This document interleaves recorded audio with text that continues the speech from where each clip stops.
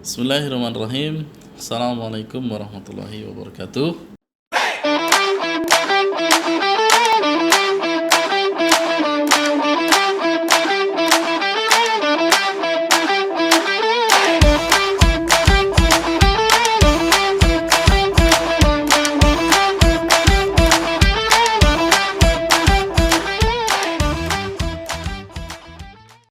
Alhamdulillah, jumpa lagi kita di channel Hunian Impian.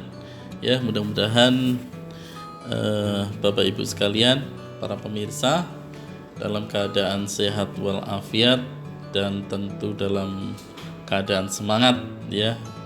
Karena sebentar lagi kita mau memasuki bulan Ramadan ya, khususnya bagi umat muslim ya. Dan juga ini menjadi momen yang bagus untuk mencari rumah ya, karena biasanya ada promo-promo untuk konsumen khususnya di bulan Ramadan ya. Baik, kali ini kita akan melanjutkan pembahasan tentang tips ya. Kalau kemarin tips 5 tips untuk Anda sebelum Anda memilih rumah atau properti. Nah, kalau ini ada tips lagi khusus untuk Anda ya, tips membeli rumah pertama. Nah, apa nih yang harus dilakukan oleh Anda? Yang tentu rumah ini menjadi menjadi sebuah prestasi ya bagi keluarga muda, atau mungkin keluarga tua bolehlah yang belum punya rumah, tapi rumah adalah menjadi sebuah prestasi.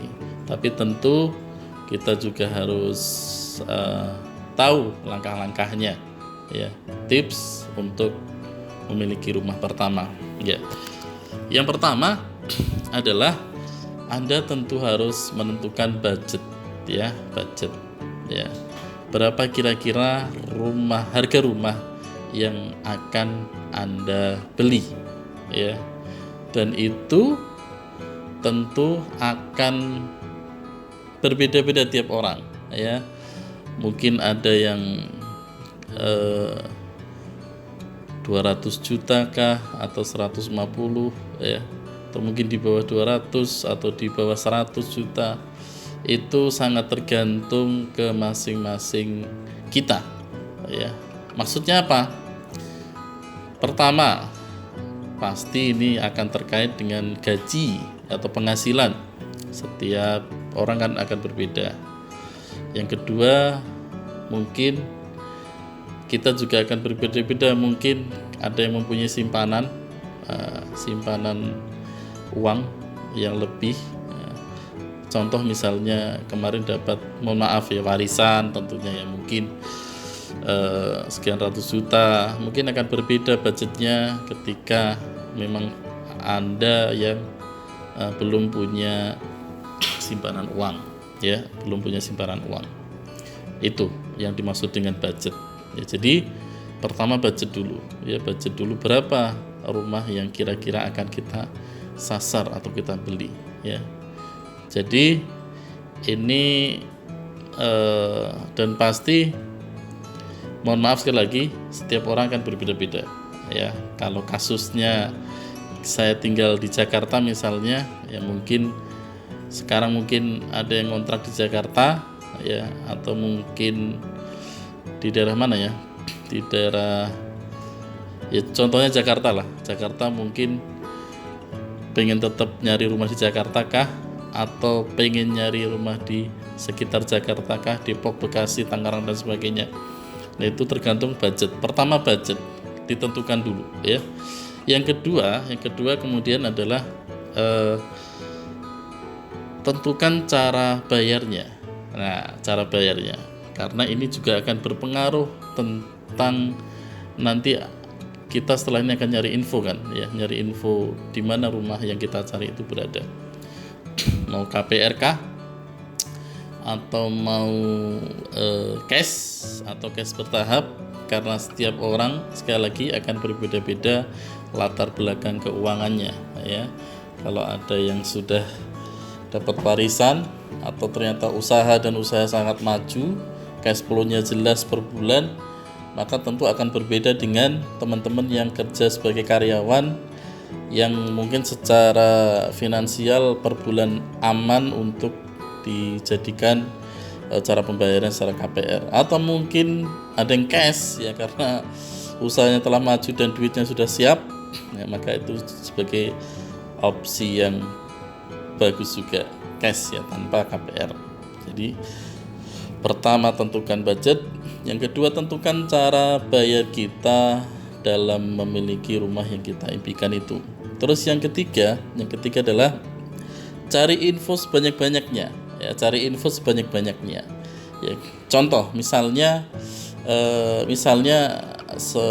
seseorang tinggal di Jakarta ya, contoh ya, kemudian masih ngontrak di Jakarta Selatan misalnya, kemudian dia seorang karyawan yang gaji ya mungkin 11, 12 dan sebagainya, kelihatan budgetnya kan, nggak punya uang simpanan yang terlalu banyak, mungkin cukup untuk DP 20 sekian atau ya 10-20 sekian juta. Di situ juga kelihatan rumah mana yang akan dicari ya.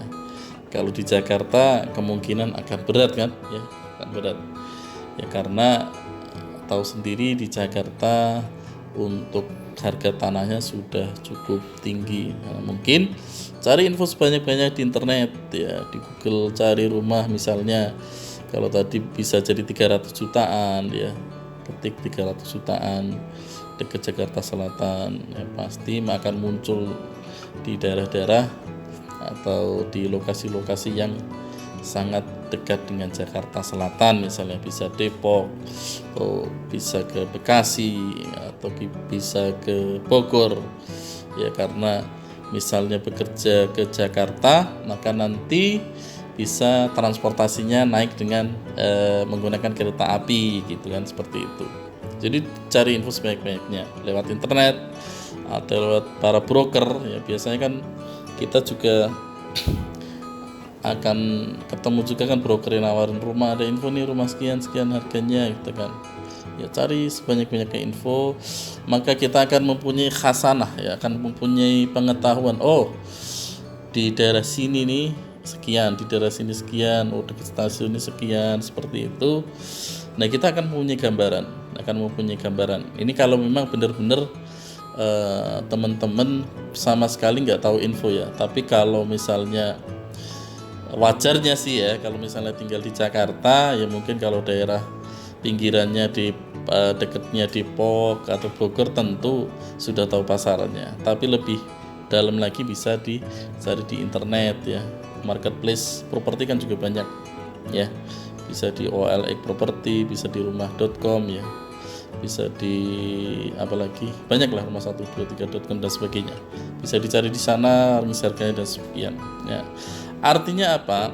Artinya ini juga akan menghindari buat teman-teman ketika mendapatkan penawaran rumah yang terlalu murah ya, karena ketika terlalu murah ya mohon maaf ini sangat bahaya juga.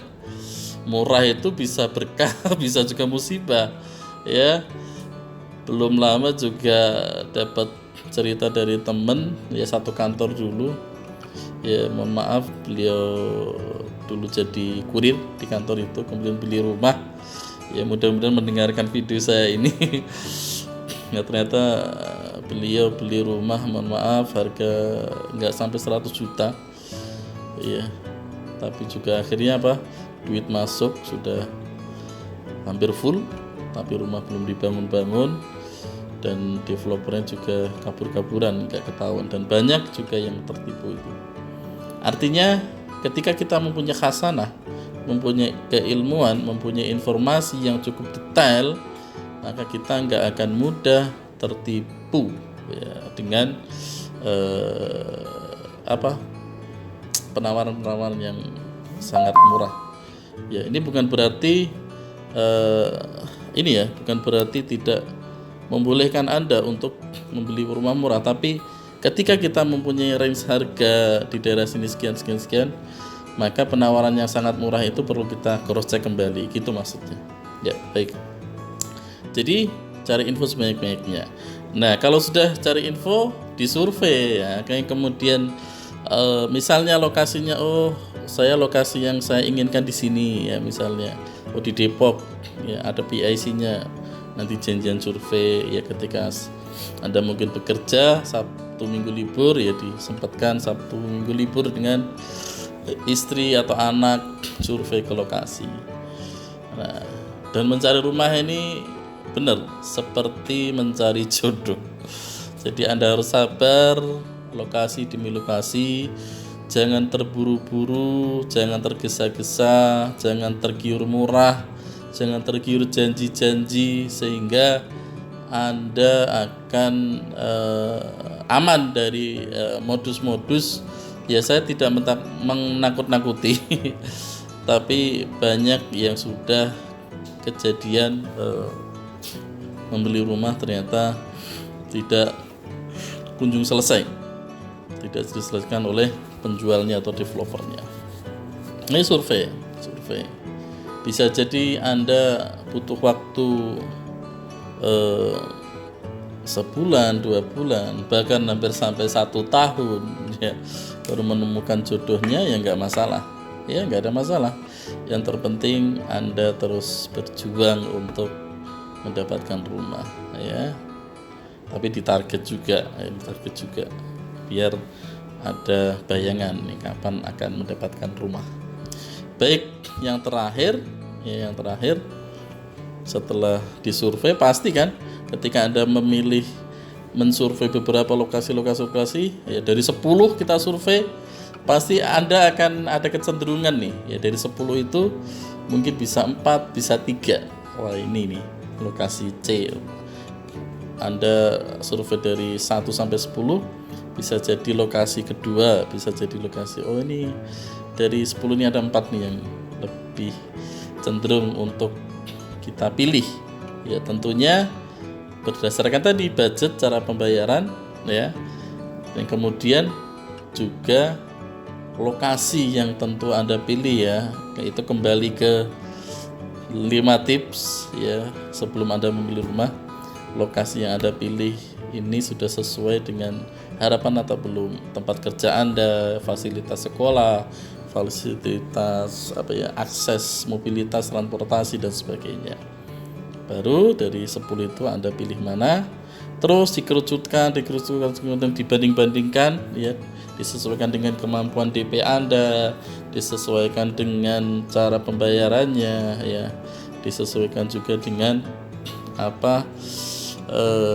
ditimang-timang lokasinya ya. Bisa jadi Anda cocok ini tapi lokasinya jauh, bisa jadi Anda cocok B tapi DP-nya kurang. Nah, itu semua bisa dikomunikasikan. Nah, barangkali ketika Anda mengalami hambatan, itu bisa disampaikan ke si developer. Contoh misalnya Anda udah cocok lokasinya, lokasi A, tapi ternyata DP-nya kurang nih gitu kan, DP-nya baru dapat separuh. Ya disampaikan aja ke developer, nanti bisa nggak Pak DP-nya dicicil. Ada opsi-opsi yang tentu ditempuh agar Anda bisa mengidealkan pilihan Anda dengan kemampuan Anda ya, jadi antara kemampuan dan kemauan Anda. Jadi seperti itu 5 tips untuk Anda membeli rumah pertama. Yang pertama, tentukan budget. Yang kedua, tentukan cara pembayaran. Yang ketiga, cari info sebanyak-banyaknya. Yang keempat, survei. Harus dilihat ya, nggak boleh Anda membeli rumah itu nggak bisa lewat Shopee langsung di booking kan ya, kita nyebut merek, lewat marketplace di booking. Jangan sampai, harus lihat lokasinya ya. Misalnya udah survei 10, 15, sebanyak-banyak mungkin Anda dapat informasi, Anda survei, itu lebih bagus. Anda akan mendapatkan wacana yang lebih lengkap untuk memilih yang mana yang sesuai. Kemudian baru deh yang di survei-survei itu baru dipilih lokasi-lokasi yang tentu disesuaikan dengan kemampuan dan kemauan Anda ya. Seperti itu, mudah-mudahan bermanfaat. Selamat mencoba untuk mencari hunian impian Anda, rumah pertama Anda. Ya, saya doakan mudah-mudahan tahun ini Anda punya rumah ya dengan cara-cara yang benar, ya jangan tergesa-gesa ya, dan mungkin Anda boleh melihat video-video sebelumnya. Jangan lupa subscribe ya, dibagikan, mudah-mudahan ini bermanfaat buat teman-teman saudara-saudara kita yang sedang mencari rumah. Terima kasih. Assalamualaikum warahmatullahi wabarakatuh.